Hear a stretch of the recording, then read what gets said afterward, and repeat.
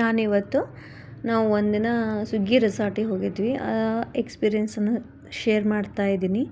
ತುಂಬ wonderful moment, ಸಖತ್ತಾಗಿ enjoy ಮಾಡಿದ್ವಿ. ನಾನು, ನನ್ನ ಮಗಳು, ನನ್ನ ಹಸ್ಬೆಂಡು, ನನ್ನ ಚಿಕ್ಕ ಮಗಳು ಕೂಡ. ಅವಳನ್ನ ಎಲ್ಲಿ ಕರ್ಕೊಂಡು ಹೋಗಿರಲಿಲ್ಲ ಡೆಲಿವರಿ ಆದಮೇಲೆ.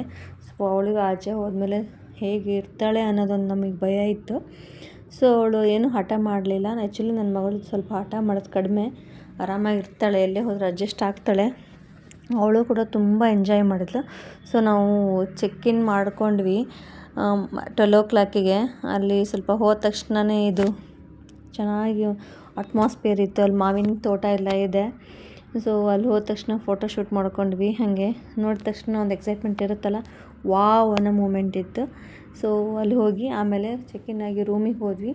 ಸ್ವಲ್ಪ ರೂಮಿಗೆ ಹೋಗಿ ರೆಸ್ಟ್ ತೊಗೊಂಡು ಫ್ರೆಶ್ ಅಪ್ ಎಲ್ಲ ಆಗಿಬಿಟ್ಟು ನಾವು ಅಡ್ವೆಂಚರ್ ಆ್ಯಕ್ಟಿವಿಟೀಸಿಗೆ ರೆಡಿ ಆದ್ವಿ. ನನ್ನ ಮಗಳು ಅಡ್ವೆಂಚರ್ ಆಗೋಕ್ಕೆ ರೆಡಿ ಆದಳು. ಅಲ್ಲಿ ಮತ್ತು ಹಂಗೆ ಮತ್ತು ಅಲ್ಲಿ ಬರ್ಡ್ಸ್ ಎಲ್ಲ ಇತ್ತು. ಸಖತ್ತಾಗಿ ಬರ್ಡ್ಸ್ ಇದ್ದವು ಅಲ್ಲಿ ಮಾತ್ರ. ನನ್ನ ಮಗಳಿಗೆ ಬರ್ಡ್ಸು, ಪೆಟ್ಸು ಅಂದರೆ ತುಂಬ ಇಷ್ಟ, ನನ್ನ ದೊಡ್ಡ ಮಗಳಿಗೆ. ಮತ್ತು ಅಡ್ವೆಂಚರ್ಸ್ ಆಡೋಕ್ಕೆ ಹೋಗೋಣ ಅಂತ ಮತ್ತು ಒನ್ ಡೇ ತೊಗೊಂಡಿದ್ದೆ ಅಲ್ವಾ, full day one day cover ಮಾಡಬೇಕು ನೋಡಿ. ಅಡ್ವೆಂಚರ್ ಆಗೋಕ್ಕೆ ರೆಡಿ ಆದ್ವಿ ಎಲ್ಲರೂ.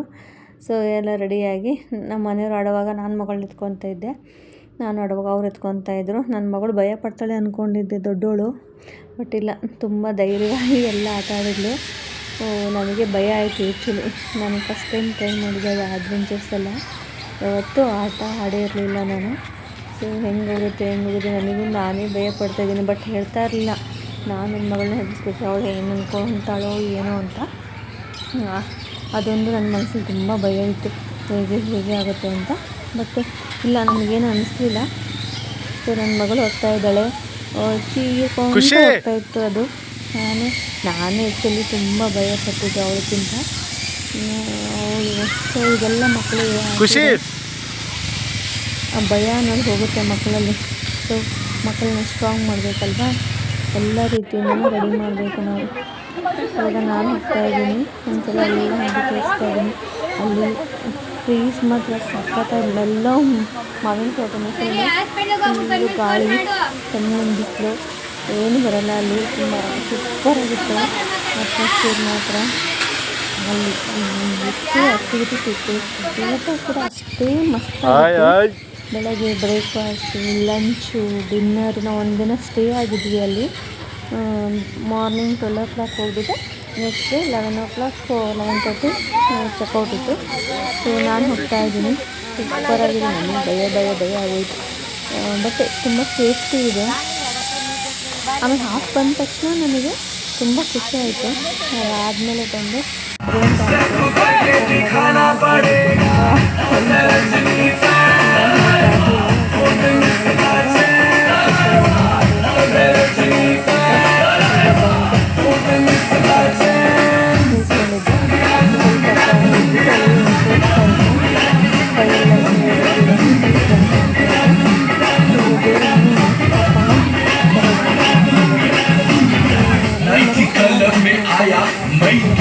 मुझको रोकेगा कौन और कहीं को मेरा मुंह में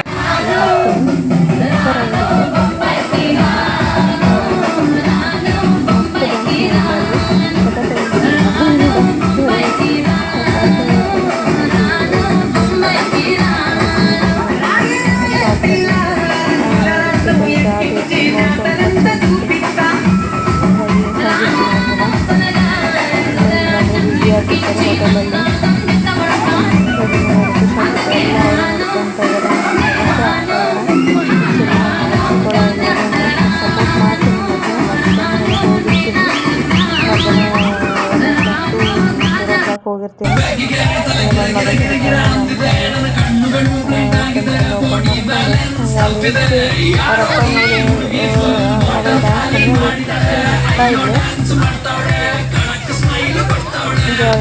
ಮಾಡ್ತಾ ಇದ್ದೆ ನಾನು, ಅವೆಲ್ಲ ಮುಂದೆ ನೀವು ಮಾಡಿ ನಾವು ಸ್ವಲ್ಪ ಇದು ಮಾಡ್ತೀನಿ ಅಂತ ಅಂದು ಹಂಗಾಗಿ ನಾನು ದೊಡ್ಡ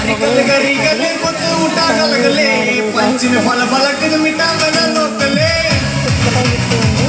ಬಟ್ ನಾನು ನೀರಲ್ಲಿ ಹೋಗಲಿಲ್ಲ, ಹಿಡ್ಕೊಂಡು. ಸೊ ನನ್ನ ಮಗಳಂತೂ ಸೂಪರ್ ಡ್ಯಾನ್ಸ್ ಮಾಡಿದ್ಲು, ಸಖತ್ತಾಗಿ ಎಂಜಾಯ್ ಮಾಡಿದ್ಲು. ಅವಳಂತೂ ಫೋಟೋ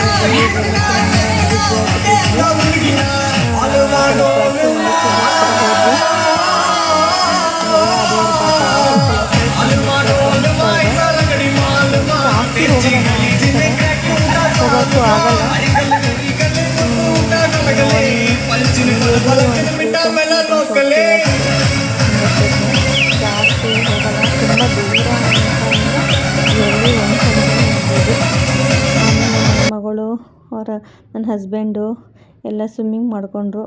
ಸ್ವಿಮ್ಮಿಂಗ್ ಮಾಡ್ಕೊಂಡು ಬಂದಮೇಲೆ ಸ್ವಲ್ಪ ಈವ್ನಿಂಗ್ ಸ್ನ್ಯಾಕ್ಸು ಪಾನಿಪುರಿ ಬೇಲ್ಪುರಿ ಎಲ್ಲ ಇತ್ತು, ಎಲ್ಲ ತಿಂದ್ವಿ. ಸಖತ್ತಾಗಿ ನಂಗೆ ಟೀ ಬೇಕು ಈವ್ನಿಂಗು ಮಾರ್ನಿಂಗು ಟೀ ಕುಡಿದ್ವಿ.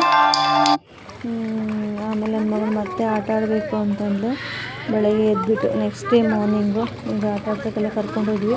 ಯಾಕೆಂದರೆ ಹೋಗಿದ್ದು 12 o'clock ಆಗಿರೋದ್ರಿಂದ ಅಡ್ವೆಂಚರ್ಸು ರೈನ್ ಡ್ಯಾನ್ಸು ಅದರಲ್ಲಿ ಈವ್ನಿಂಗು ಎಲ್ಲ ಆಯಿತು.